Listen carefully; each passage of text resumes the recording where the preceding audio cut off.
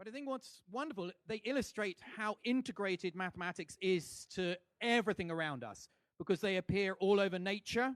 If you count the number of petals on a flower, it's invariably one of these numbers.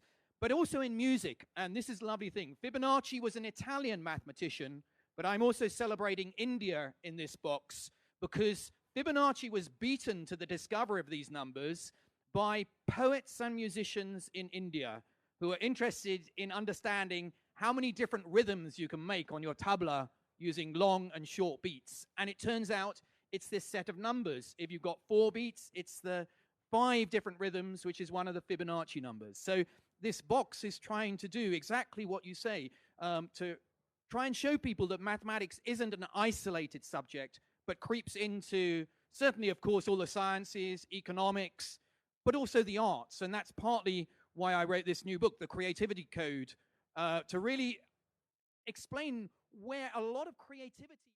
Nursing, where we pull the hospital curtain back on issues that emergency nurses and their patients often think about but seldom talk about.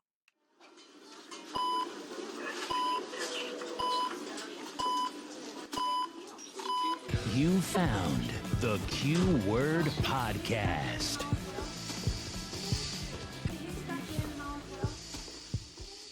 So, Nisa, are we talking about a tip, a trend, or a taboo today? Well, Lisa, we are talking about a taboo, and today's taboo is a taboo with a capital T. Oh. Of all the taboos I can think of, this may be the top one. It's definitely top 3. Okay, so it's more taboo-esque than our long, extended discussion of fecal matter. Oh, yeah. Yeah. Definitely more taboo than that. That's not even top 5, to be honest. Really? All right, so what is this taboo that we're going to be... Many of us keep plants in our home. We give them water and sunlight, and then pretty much leave them alone.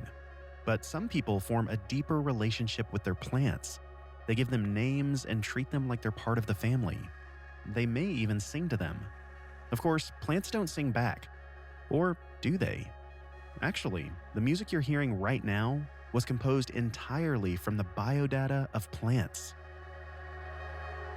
Welcome to a special exhibition recording of Data Garden Quartet, recorded live at the Philadelphia Museum of Art.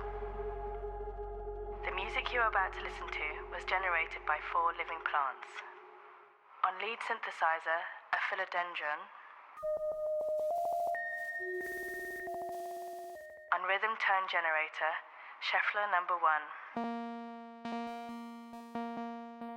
Bass synthesizer, Scheffler number 2. Controlling ambience and effects, snake plant. The idea that the first genome took billions of dollars and over a decade to do, and now the price is going down, down, down. And we talked about the $1,000 genome in the last episode, and you just look at the direction things are heading. And, I'm kind of predicting that DNA sequencing is going to be pretty close to free. And the interpretation is going to be automated and very expensive, also close to free. And the majority of people in the developed world will probably have their entire genome sequenced at birth. What do you think of that? I think that's right. Definitely at birth, because there's so many diseases that well, not so many, but idiopathic conditions with prenatal and like just postnatal are an issue, and they're already being done. So I don't see why it wouldn't be an opt-out as opposed to opt-in scenario if it's almost free.